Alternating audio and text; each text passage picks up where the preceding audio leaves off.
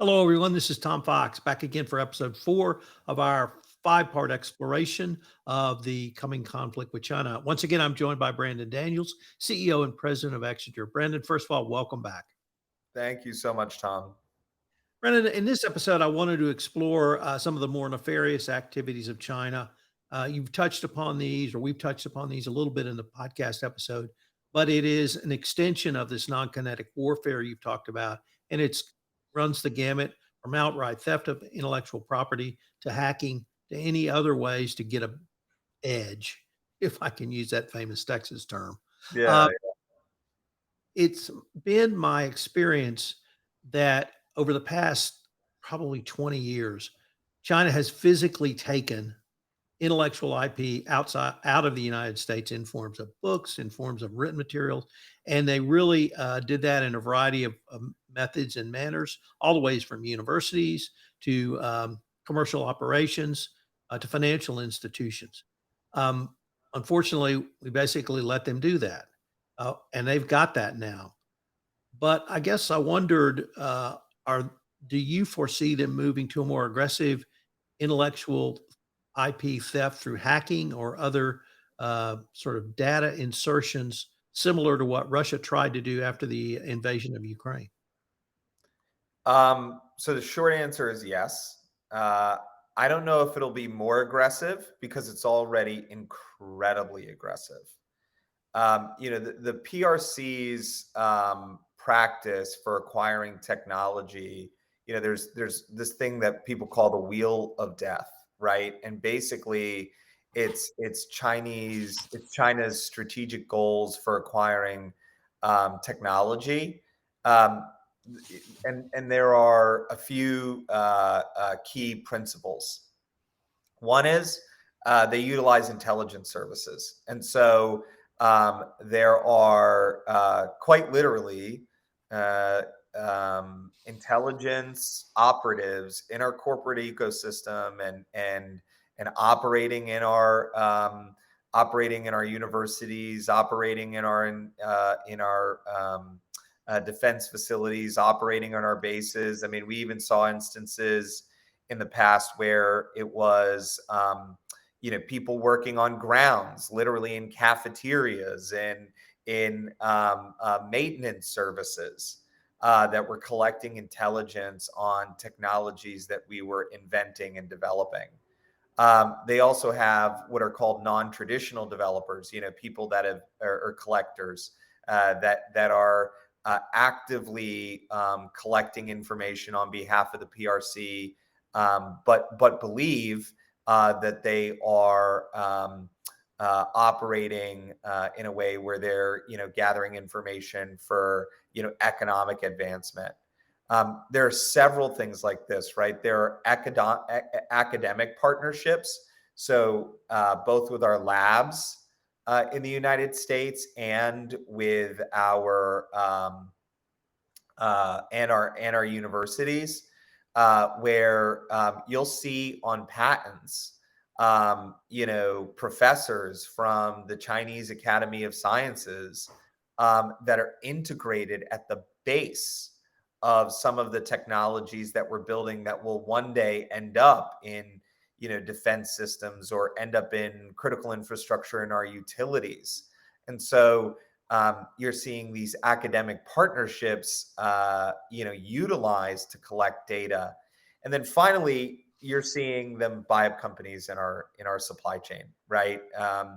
You will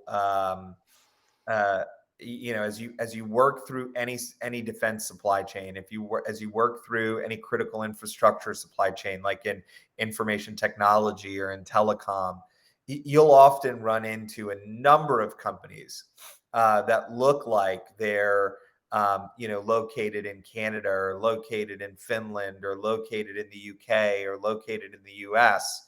And their CCP ownership is intentionally obfuscated. And so that these companies are there to collect information, to get into our areas of innovation and to actively conduct intellectual property theft. It's one of the things that we're most concerned about. In I think it was at the end of 2021, I saw a stat from the Pentagon that we saw a 1,300% jump in China-linked economic espionage cases over the past decade. And I think it's nearly half of our current counterintelligence cases are now related to China. So when we look at how aggressive China has been in terms of intellectual property theft in the past, I would say it's incredibly aggressive already, and specifically attempting to steal and to duplicate and to copy our dual use technologies or our weapons systems. There's this great graphic that I've seen where you've got the United States major weapon systems, jets, all terrain vehicles, and you have literal copies of them created 5, 10 years later by China, obviously without any intellectual property citation.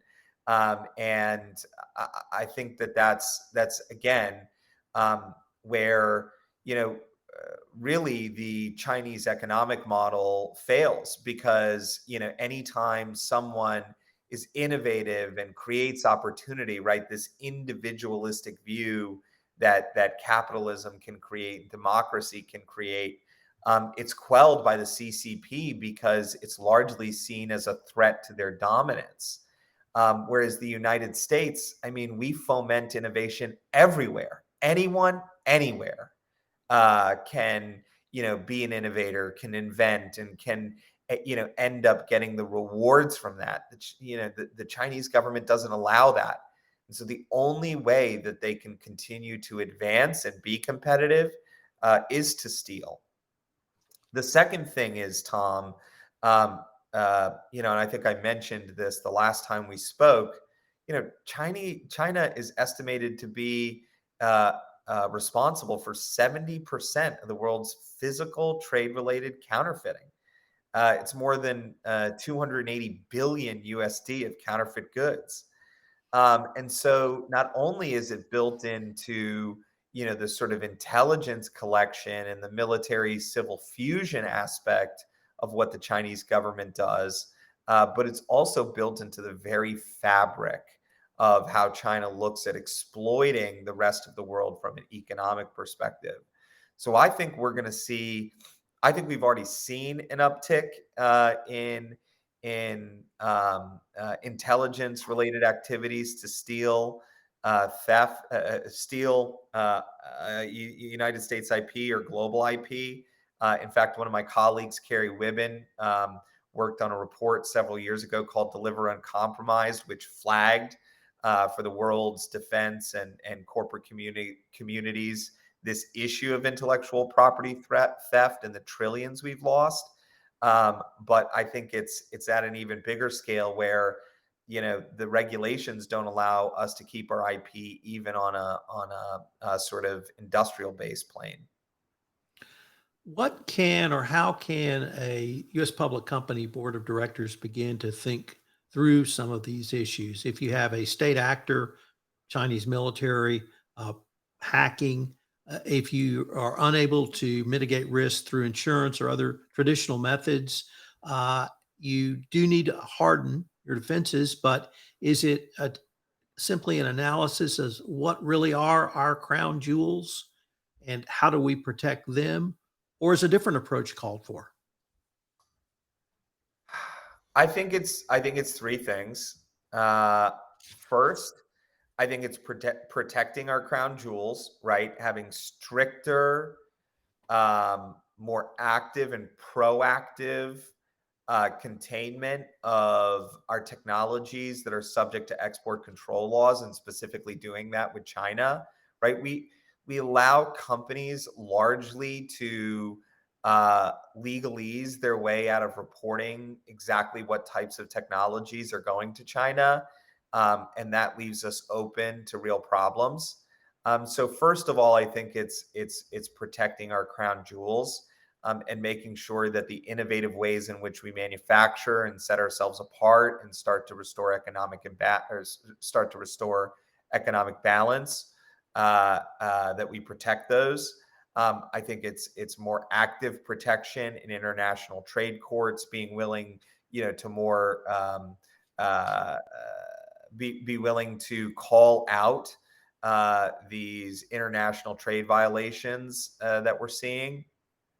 So that's one, it's protecting crown jewels. I think the second thing is monitoring and identifying where we have suppliers, where we have customers, where we have areas in which we could have IP leakage. And I think that comes with better due diligence of our vendor ecosystems and our customer ecosystems. Identifying who's buying our technology, where that technology is going. I mean, one of the things that we saw in a lot of the Iran reports, where they had drone technology, which was found in Iran, that had come from the United States. They had energy and telecoms communications technology that was found in Iran that had come through the United States. A lot of it had been funneled through China. And so it's better due diligence on who's buying, and where we're buying from. And that goes back to this supply chain issue. And then the last thing is, there's a little company out of Texas, little energy company called Tang Energy Group. And they decided that they weren't going to stand for the intellectual property theft. They had a business with AVIC, which is a large Chinese company. It's the Aviation Industry Corp of China. They thought, oh, great, we've got this big deal with AVIC. We're going to be able to leverage this and potentially see growth throughout the world. And they thought this several years ago. Back in 2008, when they signed a deal teaming up with one of their U.S. subsidiaries. And then they saw their, wind technology, their turbine technology be stolen by AVIC and recreated without any remuneration to them. And they decided to take it to court. A guy by the name of Patrick Genovan, a guy that I've met before, he decided to sue AVIC, and won. And they won I can't remember the exact settlement amount, but it was in the tens of millions of dollars, Tom. They won a settlement, and that settlement was paid out from China. And what they used? They used the contractual clause around confidentiality, and around exposing the information that they had given them under the course of the contract, in court, to reach that settlement. And I think a few companies have to get serious, and have to get aggressive about this to show China that if you take our IP, we're going to disgorge you of our assets. We're going to get remunerated for it. And I think that's the last piece. We got to be serious about our recourse. Well, Brandon, unfortunately, we're near the end of our time for this episode, but I hope our listeners will join us for our fifth and final episode. I look forward to continuing this conversation. Yes, thank you again, Tom.